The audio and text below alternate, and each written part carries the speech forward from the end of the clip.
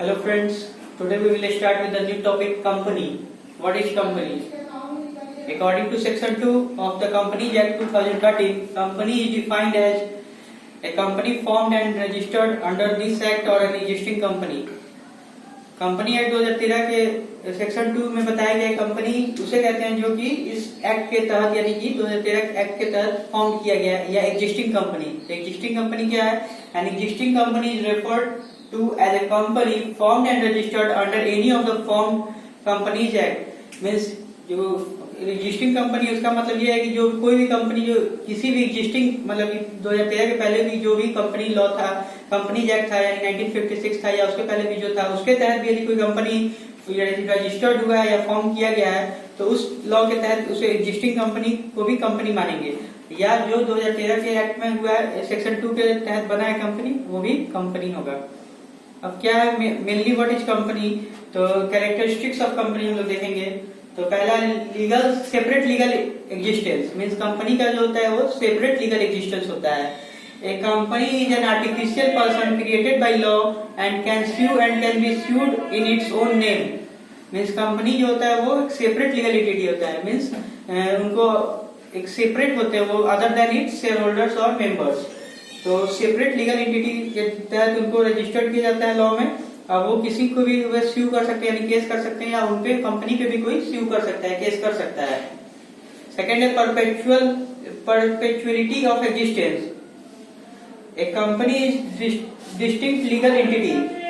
Distinct legal entity है means अलग एक सेपरेट लीगल एंटिटी है। It is not affected by the death of और bankruptcy of its share holders.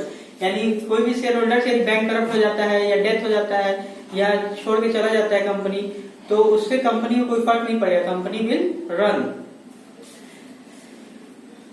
Third है limited liability. Company का जो होता है limited liability. Liability of the share holders is in A company is limited by share और guarantee.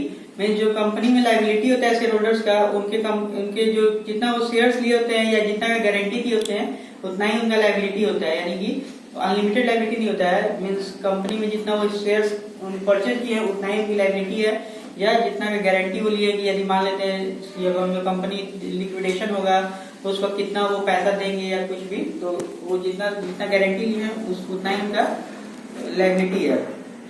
Fourth है transfer of shares.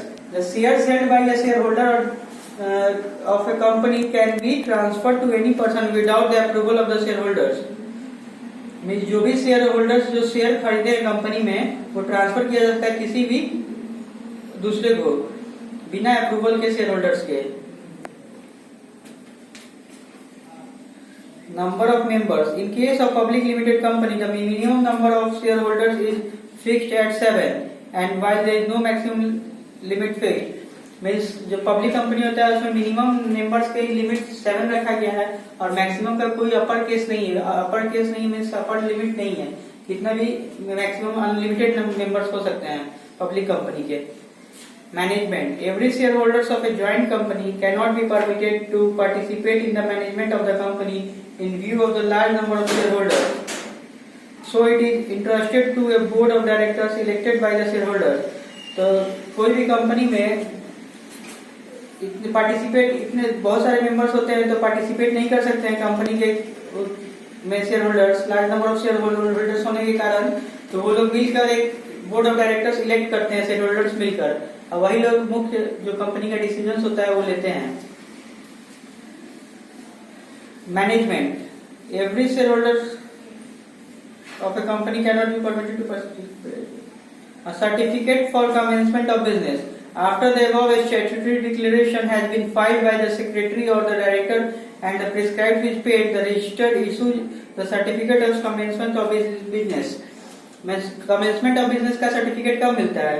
जबकि after the above statutory declaration, जब हर तरह का statutory declaration हो जाता है और filed by the secretary or directors prescribed fees paid, मतलब कि जो भी prescribed fee है वो डायरेक्टर्स के द्वारा पे कर दिया जाता है और जो भी डिक्लेरेशन वो भर दिया जाता है फिर बाय द सेक्रेटरी और डायरेक्टर्स या सेक्रेटरी के द्वारा जो भी डिक्लेरेशन है जो भी फॉर्म्स है वो फिलअप करके और जो भी प्रिस्क्राइब्ड फी पेड कर दिया जाता है रजिस्ट्रार के पास। तो रजिस्ट्रार इशू करता है certificate of commencement of business certificate commencement. prospectus. It means any notice, circular, advertisement or any other document inviting offers from the public for the subscription or purchase of any shares in or debentures of a body corporate. Prospectus क्या होता है? Prospectus company के द्वारा issue किया जाता है जिसमें कि वो पब्लिक से पैसा लेने के लिए इशू करने के लिए, पैसा सब्सक्राइब करने के लिए एडवर्टाइजमेंट निकालती है या किसी तरह का नोटिस निकालती है या सर्कुलर निकालती है जिस के द्वारा वो डॉक्यूमेंट, जिस डॉक्यूमेंट के द्वारा वो इनवाइट करती है पब्लिक से subscription for the purchase of any shares और debentures of a body corporate, यानी कि उस डॉक्यूमेंट के द्वारा वो इनवाइट करती है पब्लिक को ताकि वो उसका शेयर या डिवेंचर खरीदे पब्लिक से, उसी को प्रोस्पेक्टस कहते हैं. Any document which by which the offer of sale to the public is made shall be deemed to be a prospectus issued by the company. मतलब कोई भी ऐसा ये डॉक्यूमेंट जिसके द्वारा वो पब्लिक से पैसा लेने के लिए वो इशू करती है डॉक्यूमेंट, उसी को प्रोस्पेक्टस कहते हैं. Now we will go through more we will go through in this topic in the next class. Thank you.